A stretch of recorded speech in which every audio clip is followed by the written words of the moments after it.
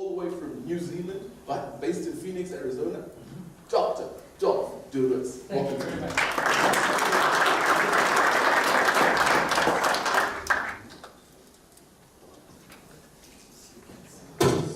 See if that's seamless. I think it is. Well, thank you very much. I must say thank you for a very warm welcome of all the introductions I've had. Yours was by far the most recent. So thank you very much. I think we've got to call a spade here.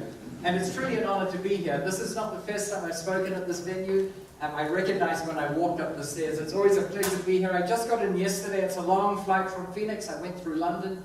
People say that's a lot further to go than just going through Atlanta. It's not. It's 9 hours to London, 11 down here. It's 20. Through Atlanta, it would have been 19. So I just offer you that as a thought. Sometimes things are not what they seem. Why not? Because when we look at a map, it's the standard McCarthy's projection. It is 27% inaccurate. On the standard map that we see, Greenland looks bigger than Australia, and it's not. And we get so used to this because we're just shown this. And one of the greatest people that ever lived, I believe, Buckminster Fuller. Who's heard of him, by the way? He's got an element named after him. The longest element on the periodic table is called Buckminster Fuller REIM. He has more patents to his name than any other person, living or dead. So he was a great man, and he made a map called the Dymaxion Map, which is only 2% inaccurate. And you may not have even heard about this, and my point in today's presentation is that there are always things that we don't know about, that until you pursue them and find out what they are, it's a world that you don't know. And there's always information that we know, and we know that we know it, and there's information we don't know, and we know that we don't know. Those two are in the safe zone. But folks, there's information that we don't know, and we don't even know that we don't know it. You don't know what you're missing out on, and that's where it gets really powerful. And I've got to say, I don't know if Etienne's still in the room, but I really enjoyed his presentation. Wasn't that great? Those stats and figures, fabulous stuff. And that is what we've relied on for decades to figure out how can we get a slight advantage in the real estate world. So you look at figures of demographics, and right throughout the Western world, not so much in Africa, you've still got a young population that's burgeoning.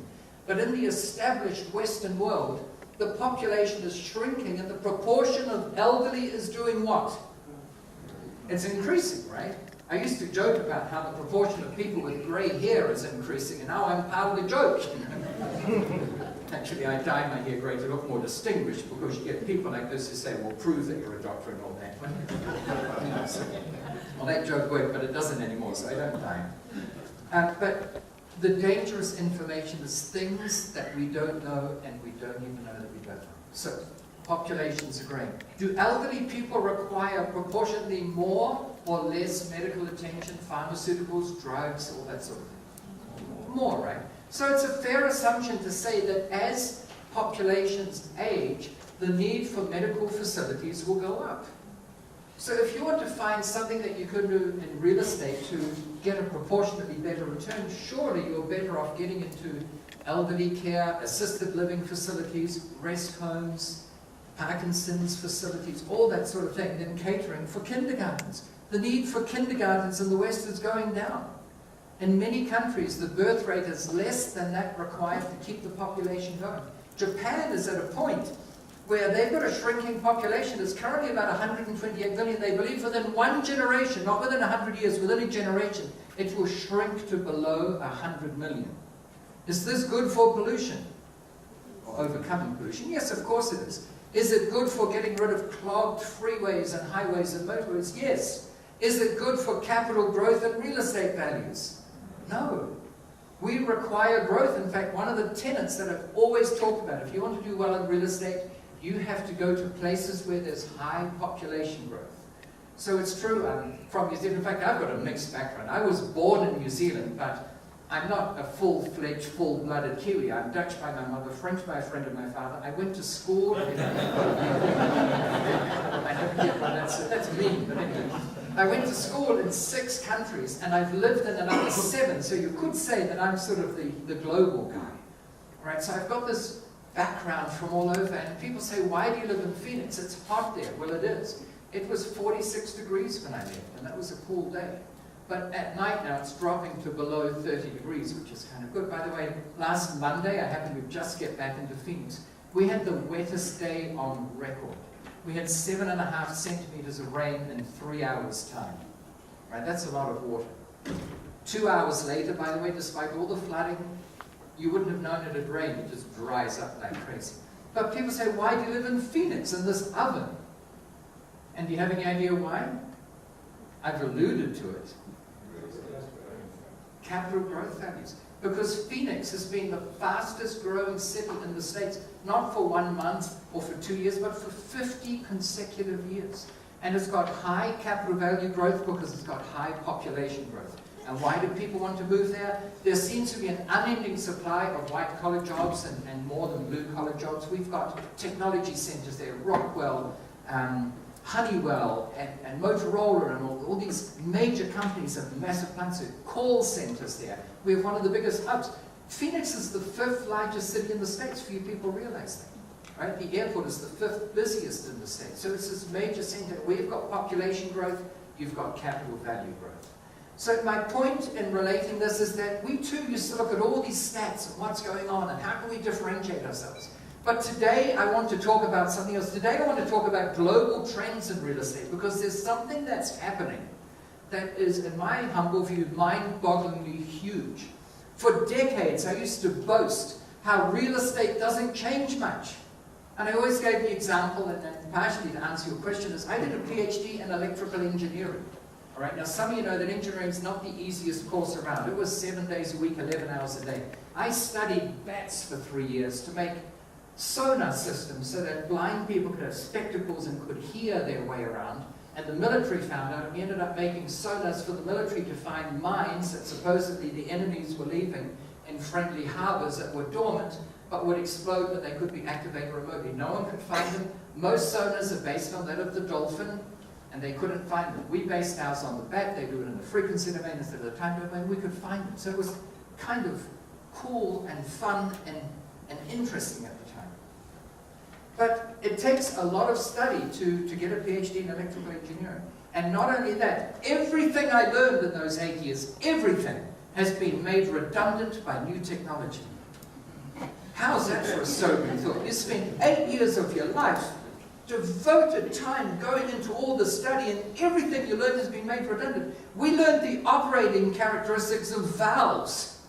People without grey hair these days don't even know what a valve is. They think it's something you use to turn the water on and off with. We used to have valve radios. Oh, some of you remember those.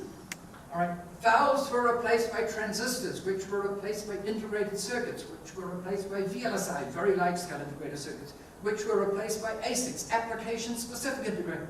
It's all made redundant, whereas the real estate world has stayed the same, folks. Collateral is still collateral, equity is still equity, the way you get a mortgage is still the same. Now, one of my products, and we've got a bunch of them outside, I've got a formula for how you can apply for a mortgage which almost guarantees you success. The biggest fear I have of real estate investors when they come to me and say, Dolf, how will I get a mortgage? I say, well, have you been? Well, no, I'm a bit scared to go to the bank. What if he turns me down? It's this big fear. And without going on to too big of a tangent, I have to change the way we think about getting a mortgage. Because if you think you go to the bank and you have to get down on your knees and say, please, Mr. Bank Manager, would you condescend the bank and your personal self to consider me maybe possibly for a loan, but I know you'll probably say no, so thank you for taking it.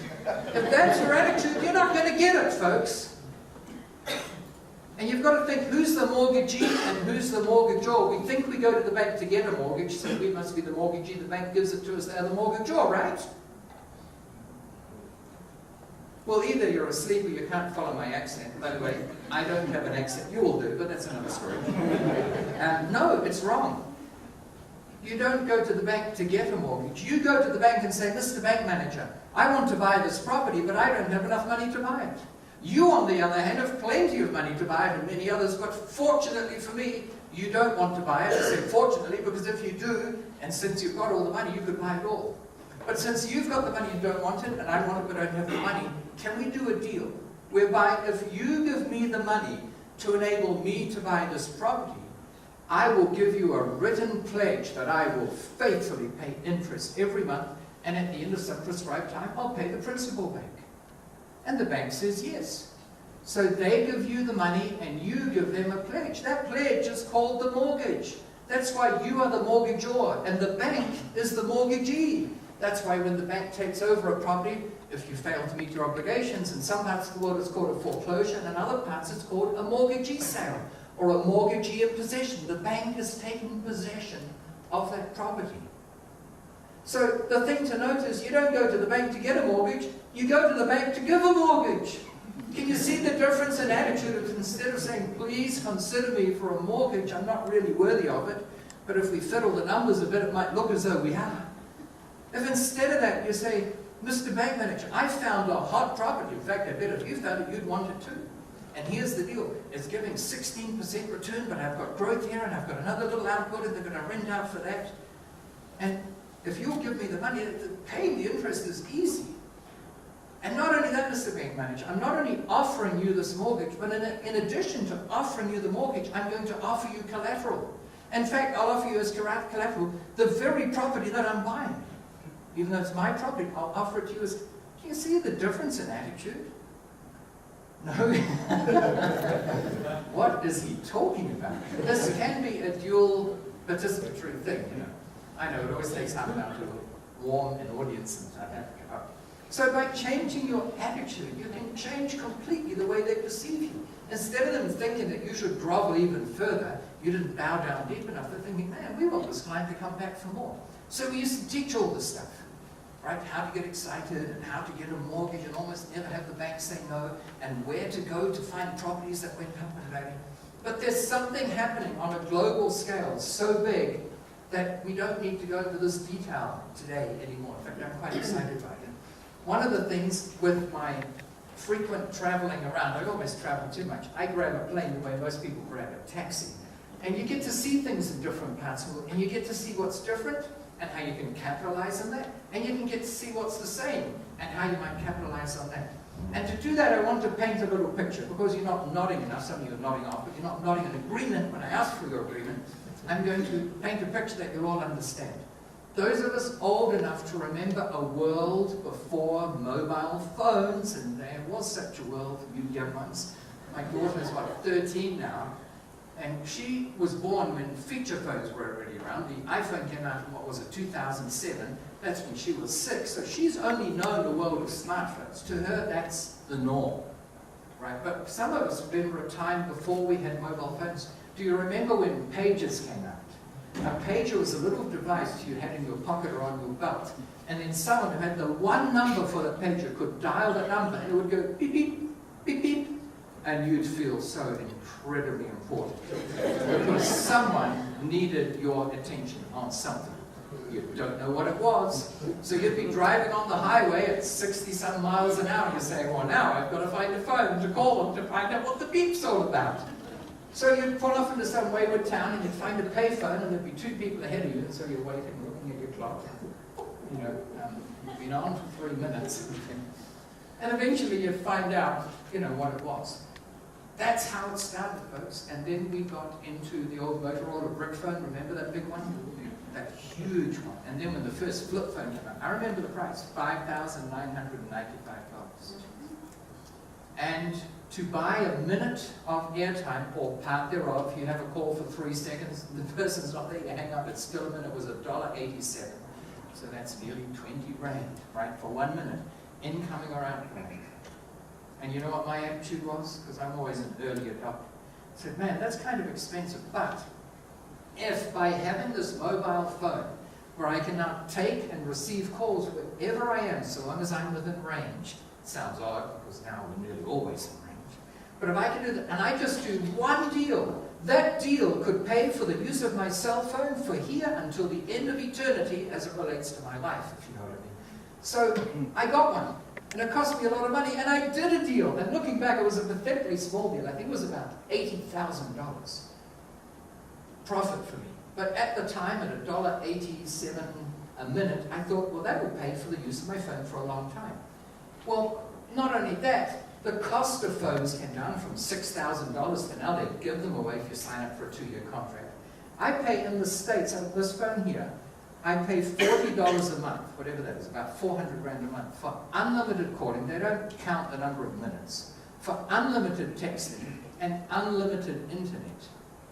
I think here in South Africa they should offer unlimited internet. It wouldn't make any difference. There's no internet anywhere. No internet. No internet in my hotel room. My biggest frustration in dealing with South Africa is communicating with you guys. Go to meeting, Skype, WhatsApp, Viber, anything. It just doesn't work.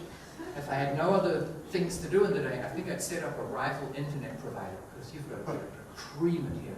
There is a strong correlation put out by GE Global Energy Network Initiative that there is a one-to-one correlation between the wealth of a country and the spread of two things, electricity and internet.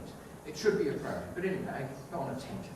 So $40 a month. Plus, when I travel, like here in South Africa, incoming texts are free, outgoing texts are free. It's cheaper for me to use this phone in South Africa than in the States. Can you all get a $40 card in the States? No, you have to be in the States at least 6 months of the year. Some of you might want to do that. Anyway, I think you get the point. So phones became ubiquitous, and now you don't have to justify having one by doing one deal that will pay for it for the rest of your life. Everyone can just about get a phone because they're cheap enough. But there was a time when they didn't exist. And I thought the phone was the be-all and end-all of this little device. And it's not. Because there was another phenomenon that happened. Some of which I don't like. Let me explain. One of them is called Facebook. And I know lots of people love Facebook. I know a lot of my staff that I had to fire love Facebook because they spent 5 hours a day on Facebook. On corporate computers, corporate internet connections, but doing their own stuff, you know. So yes, I have maxed out, and I think it's 5,000 friends you have on Facebook. I don't know how to set up the whatever page to shove them over to something else. Is it a friends page or something? I haven't got it. Because I don't essentially like Facebook. You know, I know it's not quite like this, but oh, I feel like a coffee, I think I'll go to Starbucks. Oh, the line's longer than I thought. I'm not into that. I do post to Instagram. I've always been into photography, so if you want to see where I am in the world, check out Instagram and you'll find it there. So we had Facebook, Instagram, Twitter. I don't have a Twitter account. What else is there? All these social media things, good or bad. Who's on any of those? Oh, now that I've said it, you don't want to admit it. And who's not on? Okay, great. Well, some of you haven't even voted. You're probably still wondering what my accent is. So hold that thought, because something happened. And I'm going to say 2 words, and I'm going to volunteer or ask for solicitation as to what might have happened. Arab Spring. Anyone? The Arab Spring started about 3.5 years ago, and it started in Tunisia, you may recall, when there was an uprising there against the authoritarian rule, and then it followed to Colonel Gaddafi's territory. He was the sort of dictator at the control of Libya for some 38 years. And what enabled that? It wasn't the printing press, folks. The printing press revolutionized the world because for the first time we could make copies of books without having to transcribe them by hand. But if you had a Gestapo machine in Libya or a photocopier, and you disseminated information about an uprising meeting being held in whatever square, what would have happened? You would have been shot. They would have tracked you down because it wasn't fast enough. But with Twitter and Facebook and WhatsApp and all those applications, suddenly word could spread like wildfire, and a meeting would happen within 2 hours of it being announced. And these gadgets, these smartphones as we call them, that we initially used for just simple stuff, making calls, and you can swipe and scroll. It was much easier than a device with all those buttons, click, click, click. No, you just, it was delightful. But it embraced all the social media, be that good or bad, whether you use it or not, doesn't matter. But then it enabled mass communication. It enabled singularly the Arab Spring to take effect. Now, not all of those instances have been what we in the West would call a success. Syria obviously still has a lot of trouble despite the proliferation of these things. But I want to give you another example that I've only started using in relative recent terms. Let's talk about taxis. Who's used a taxi at least once in their lives? All right, how do you do it? You either hail one or you call the taxi. Hello, I'd like a taxi. Or what's your address? 4216 West Belmont Avenue. Sorry, I didn't hear that. What was it? 4216, that's 1462. West, yes, not east. No, West Belmont. How do you spell it? You know what I'm talking about, right? And then when the taxi wouldn't turn up and you had a flight ticket, you'd call and say, listen, I ordered a taxi. Just a moment, I'm on the line. Remember all the troubles we had? And then, in your general opinion, are taxi drivers around the world, let's not pick on New York, but around the world, are they friendly or not friendly? Not friendly? Who's used Uber? U-B-E-R. 3 or 4 of you in this room. Uber's a service which is on your cell phone. It's a free app that you download. And when you start the app, it shows you where you are with a little pin. And usually when you want a cab, you want to get it from where you are. So you just click one button and it says, please book a cab. You can see all the Uber cars, which are unmarked cars, cruising around. You know how many there are. And then one by the server, the system, the Uber system automatically gets assigned to you. Your car will be there in 3 minutes. By the way, your driver is Henry, and there's a photo of Henry, and a photo of the car and the license plate. So there's no worrying who's going to arrive. And he's got your details too. So he turns up, you get in, he knows where you're going if you've typed it in. You go there, they offer you water and all this sort of stuff, and you get to the airport wherever you're going. You don't pay, it's all done through the system. You have a credit card on file, it gets credited. It's about 70% of the cost for the standard taxi. And I'm telling you, when you use Uber once, you will swear to yourself that you'll never, ever go back to a conventional taxi. Now, the status quo, taxi drivers are up in arms. In fact, in London, just a week or 2 ago, there was a massive strike on by taxi drivers saying, this is unfair. They're not regulated by the same taxi authorities. We've been taxi drivers for 3 generations. People should be forced to come through us and deal with our surly attitude and our bad behavior because we have a monopoly, and we love monopolies, even though we live in a democracy. We don't think anyone else should have the right to muscle them on our territory. Well, if they were smart, what they would really do is stop being taxi drivers and become Uber drivers. And some of them are in fact doing it. And this is all by way of analogy, folks. I'm not here to waste your time. Some of you are smart enough to know where I'm heading with this, right? These same devices, the same technology that is revolutionizing the taxi industry is revolutionizing real estate in a way that most of us have never even begun to think about. And that is because for the first time in mankind's history, we have the ability to look and see what's available, not just locally, not with a local domestic taxi right away, but worldwide. It is a revolution that is going to change the face of real estate. And that's kind of why I'm excited, because for decades, and I've written all these books to prove it, for decades I'd say real estate doesn't change much, but let's go into how you can make a difference. Let's figure out how you can do something different. And we can pick any topic, be it medical, as we discussed before. One of my favorite ones, and if we have time, I might show some photos of it. Something as simple and daft as car parking, right? Vehicle parking. If I said, how would you park your vehicle? You might say, well, in a garage or garage, depending on where you're from. Right? But there are so many variations in that you won't be able to see those photos that I can show you without you saying, damn, I want to invoke some of those. I want to apply them. So we used to have all those things, but now it's changing. Now it's going to be different. And just to give you some sense, here's one of my books in Greek, all right? And these things have taken off. Here's a course I've got in Japanese. I was blessed as a kid to learn Japanese. And here's one, well this one's, here's Bahasa. Most people don't know where Bahasa is spoken. Do you know where Bahasa is spoken? It's not wrong. Anyone? Which is the most populous nation in the southern hemisphere? Which is the most populous Muslim country in the world? Which is it? Yes, it's got about 27 million. There's a country with 10 times as many people in the southern hemisphere. And who said Indonesia? Absolutely right. Indonesia. 227 million people. They've got oil galore. Massive market. And none of us think of going there. There are more US dollar millionaires in Indonesia than there are people in Australia. And yet most of us in South Africa, in America, anywhere in the world, think in terms of doing business in Australia a decade before we even consider Indonesia. We don't even know what language they speak there. So I've got this one in Bahasa. By the way, it's the same language with a few subtle geographic variations as Malaysia. So whoever said Malaysia is absolutely right. And so we've got these books in all these languages. Here's one. Tax-free real estate investments. Right, that's a bold claim. And in the forward here I say, find the right place. It is often said that there are only 2 certainties in life, death and taxes. This book presents no evidence that we can overcome the inevitability of death. However, we present evidence that taxes are not a certainty. This is not a printing error, and this isn't an underground book. This book came out in 2007. No one has challenged it. It shows how you can invest tax-free. In fact, I was being modest here because if you have any business, a flower shop or a bicycle repair shop, and you make, say, 500,000 Rand profit after you've paid all your cash expenses, your inventory, your staff, your premises, your electricity, all that sort of thing, 500,000 Rand left over. Do you or do you not expect to pay tax on that money at the end of it?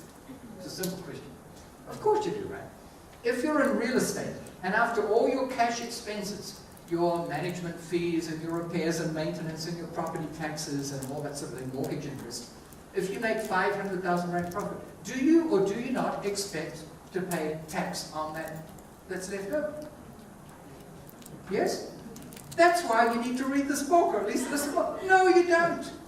You can make 500,000 Rand profit after all your cash expenses, and then when you settle up with your local tax authorities at SAR, they actually give you money. And it's through a phenomenon known as depreciation. It's a phantom deduction. You can depreciate a building on the assumption, blessed by the government, that your property is going to go down in value, even though you usually invest in the assumption that it's going to go up. Why would they be so silly as to allow you to depreciate a property when we all know it's going to go up? Anyone? Because they are not very smart and they haven't cottoned on yet? No, folks, there are two reasons for invoking any tax rule. One is to generate what? Revenue. All right, this is a very one-sided conversation. The other reason for having tax policies is to shape social policy. So taxes on alcohol and tobacco are higher than taxes on medicines. Why do you think that might be? They're trying to discourage the consumption of alcohol and cigarettes. So they give you breaks on certain things, investment breaks and whatnot, and they'll give you a break on investing in real estate, to encourage real estate investment. So they allow you to depreciate it as if it goes down, even though it goes up. Do you see what I'm saying here? But this is all what we used to teach, and this never changed. It was the same year after year. And now we've got a phenomenon that started off in the technology world. So let me quickly explain that, and then we'll segue back to real estate. There was a website created called Kickstarter. Has anyone heard of Kickstarter? 3 of you have? Has anyone not heard of Kickstarter? All right, here's the problem. Not everyone's voting. You see what I'm saying? Some of you are dormant. You're these latent thinkers, or maybe you don't know if you've heard.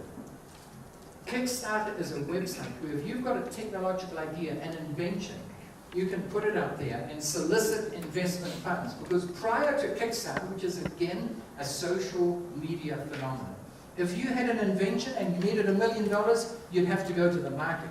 And you generally go to a venture capitalist or an angel funder, financier, and they would give you the money, say $500,000 that you needed. But in return for giving you $500,000, they'd expect 80% of your company. So now you've got 20%, you're doing all the work. Kickstarter came along, you can put a little video up there and a description, and you don't need to invest $500,000 at a time. You can take whatever you want. $50, $1,000, $200. If you get 1,000 people putting up $500, haven't you generated the same $500,000 as if you went to one venture capitalist? And now you haven't given up 80% of your money. Usually you have to offer something. What many companies offer is a first prototype, a sample of the very gadget they're proposing to make. All right? Or you get it at a discounted rate or something. Well, Kickstarter became so popular. Projects were being oversubscribed. So if they needed $500,000, they'd get 1 million or 2 or 5. Some were being oversubscribed 30 and 50 times. Indiegogo came along. That's another one. INDEGOGO. Indiegogo. Another technology site where you can put up an idea and people put in money.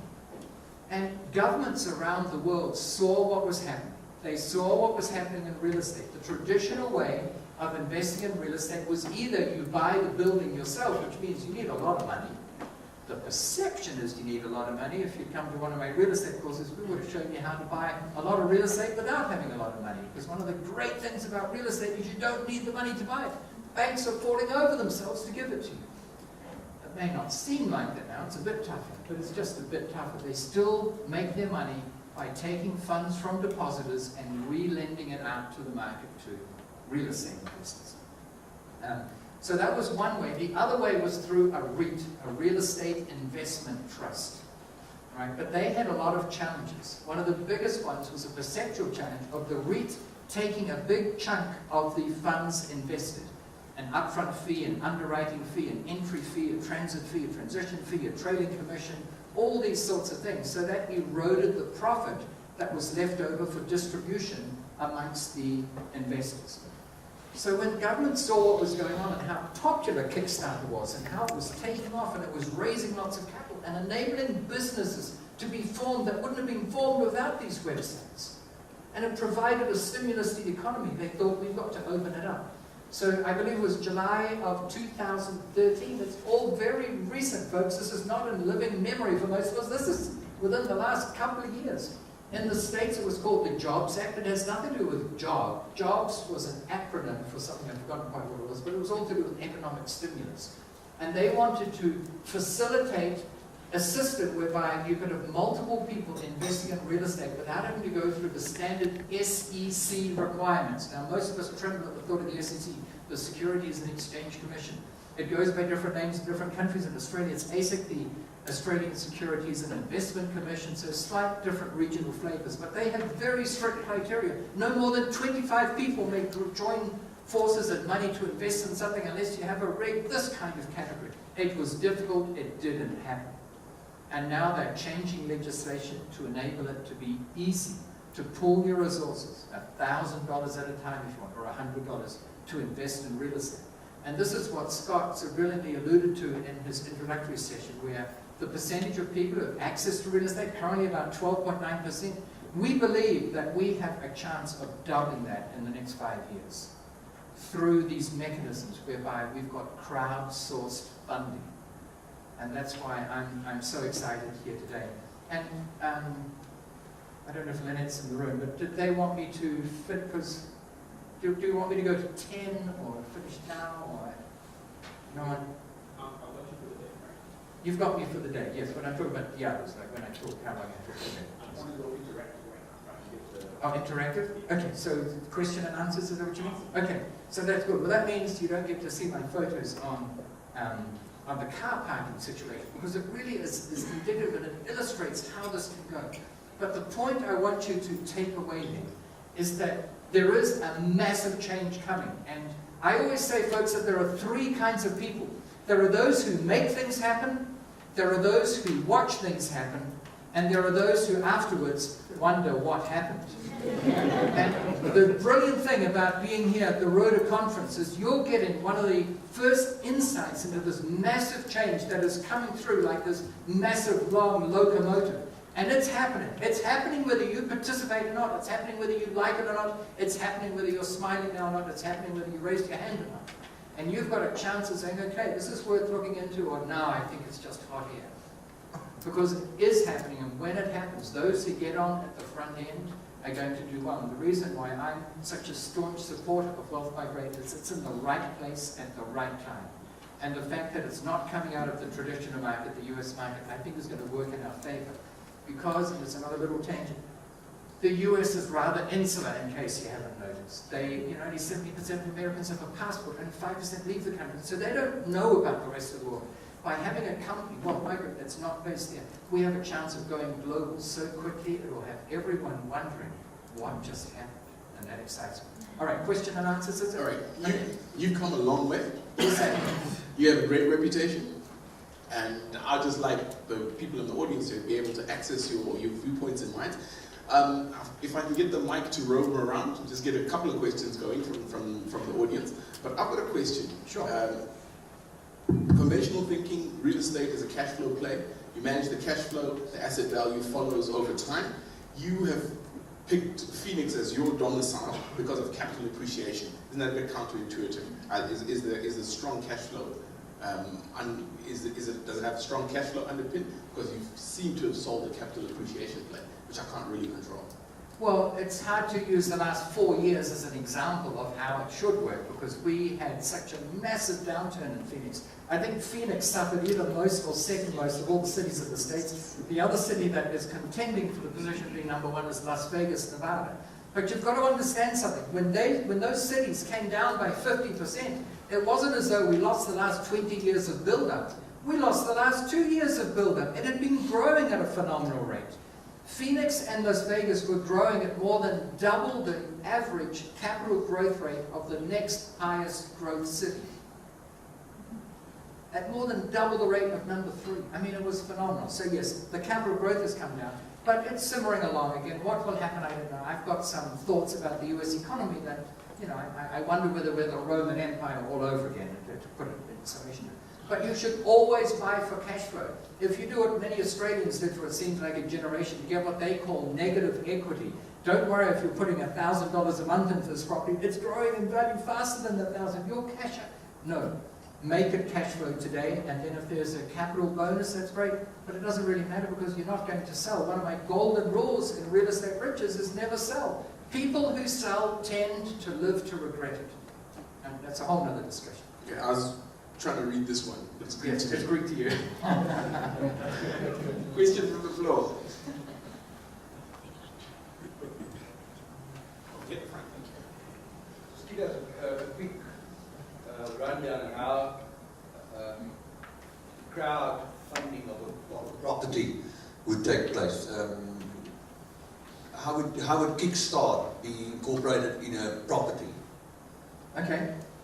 Firstly, I'll just add that Scott's going to come on again a bit later, and he'll go into a lot more detail and explain how it works and how you can participate. But just very briefly, it's a bit like Kickstarter. It's dependent on all this technology we've got. So we have a website, and on the website are all the properties. Some are our own properties, some are third-party properties that are available for investing in through this crowdfunding mechanism. So you can look at all these properties and decide where you might want to put some money. And unlike investing in a property yourself, where you may have to put in 50,000 or 50 million, depending on the size and scale of it, you can put in $1,000 or 10,000, whatever their prescribed limit is.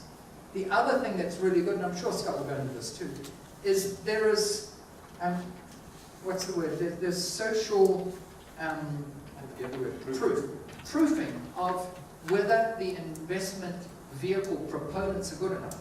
Classic example is when you go on eBay and you want to buy something. One of the first things I check for is, how does the seller rate? Has he got a good track record? Is it 100% positive or 99 point something? Or are there lots of people saying, I never received the product? Wasn't what was this? So you know, and I think it weeds out the idiots because they don't want to go on there anywhere. If they do, they don't last.